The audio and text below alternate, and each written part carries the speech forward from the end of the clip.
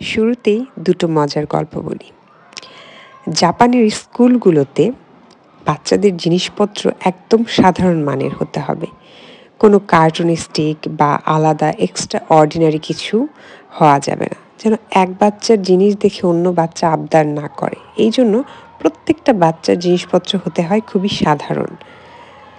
আরেকটা গল্প হচ্ছে, জাপানের ছোট্ট বাচ্চারা যদি ঘরের কোনো জিনিসপত্র ভেঙে ফেলে, আমরা কি করি? ভাঙা জিনিসপত্র ফেলে দিই।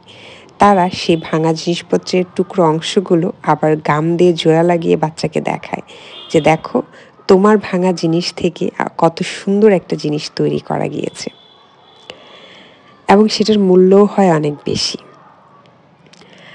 আমি আজকে আমার এই পুরো ব্লগটা রেডি করেছি যারা সিঙ্গেল প্যারেন্ট আছে তাদের জন্য।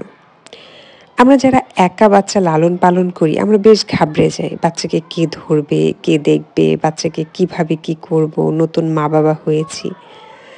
আমি আমার ছেলের সাথে এই 14 মাসের জার্নিতে অনেক কিছু শিখেছি। ফার্স্টেই বলে দেই যে বাচ্চা পৃথিবীতে আসার পর মা হিসেবে, বাবা হিসেবে তারাও মানুষ, তাদের মেন্টালি ফিজিক্যালি অনেক কিছু পরিবর্তন হয়, কিন্তু একটা বাচ্চার সাথে সাথে তারা আবার নতুন একটা মানুষ হিসেবেও গ্রো আপ করে। এমনও সময় যায় আমি ওয়াশরুমে গিয়েছি, আমার বাচ্চা আমার সামনে দাঁড়িয়ে আছে, আমি ওয়াশরুমে কাজ সারছি, কারণ আমি একা মানুষ, আমার ডিপেন্ড করার মতো কেউ নেই। আমার বাচ্চা হওয়ার পর নানা সময়ে নানা মানুষজন আমাকে খুব স্বল্প সময়ের জন্য সহযোগিতা করেছে, কিন্তু আমি আমার বাচ্চার খাবার, বাচ্চার গোসল, বাচ্চার সাথে সঙ্গ দেওয়াটাকে কারো উপরই ডিপেন্ড করিনি। আমি সবসময় চেয়েছি আমার বাচ্চা আমার এবং তার বাবার উপর ডিপেন্ড হয়ে যাক, কারণ প্রতিটা আত্মীয় বলেন, প্রতিটা মানুষ বলেন, তারা খুবই সাময়িক সময়ের জন্য। তারা যখন চলে যায়, বাচ্চাদের উপর সেটার খুব ভালো রকম একটা এফেক্ট পড়ে।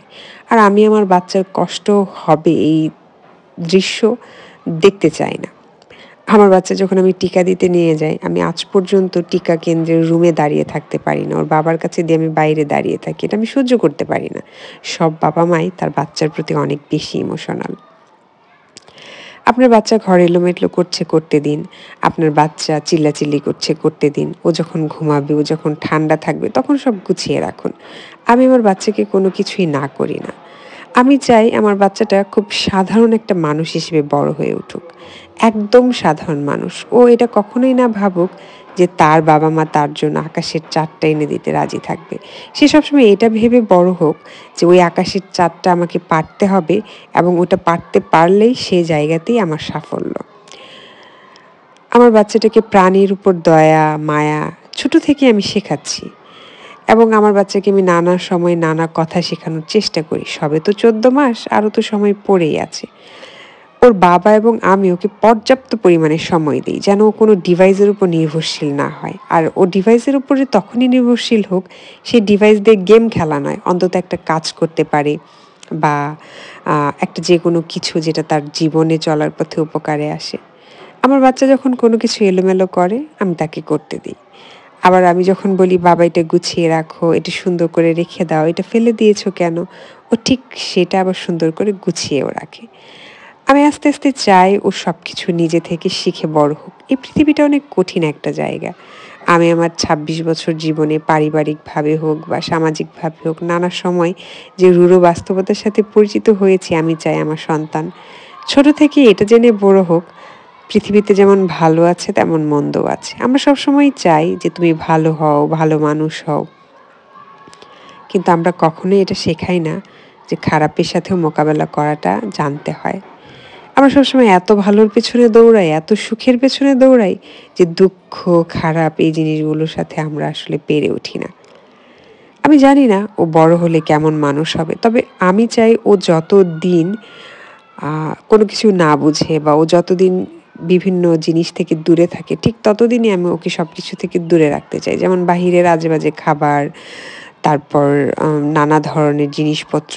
আমি যদি ওকে একটা খেলনা কিনে দেই, সেই সাথে ওকে আমি একটা অক্ষর বা একটা বই বা একটা ছোট বাচ্চাদের ছোট ছোট জ্ঞানমূলক জিনিসও আমি ওকে কিনে দেই, যেন এটা ওর ভবিষ্যতে ব্রেইন ডেভেলপমেন্টে এফেক্ট পড়ে। যারা আমার মতো একা বাচ্চা মানুষ করছেন তারা একদম ঘাবড়ে যাবেন না। গোসল করতে পারছেন না, খেতে পারছেন না, তাতে কি? বরের কাছে দিন, বর আপনার হাজবেন্ডের সহযোগিতা নিন, হাজবেন্ডের সহযোগিতা না পেলে বাচ্চা যখন ঘুমিয়ে থাকবে তখন নিজের যত্ন নিন। তবুও বাচ্চাকে কখনো মনে করবেন না ও আসার পর আমার জীবনটা এলোমেলো হয়ে গেল, ও আসার পর আমার জীবনটা ধ্বংস হয়ে গেল। আমি বলবো বাচ্চা একটা সংসারের জন্য আশীর্বাদ। একটা বাচ্চা যে ঘরে নেই সেই ঘর হচ্ছে অন্ধকার। যারা একটা বাচ্চার জন্য হাহাকার করে তাদের জন্য আমার বুক ভরা দোয়া যেন আল্লাহ তাদের কোল আলো করে একটি সন্তান দেন। সন্তানের থেকে বড় নেয়ামত এই পৃথিবীতে আর কিচ্ছু নেই। আমি একটা মানুষ সৃষ্টি করেছি। এটা একটা ম্যাজিক্যাল মোমেন্ট আমার জন্য। এটা আমার জন্য একটা অ্যাচিভমেন্ট। সবাই ভালো থাকবেন, আমাদের জন্য দোয়া রাখবেন।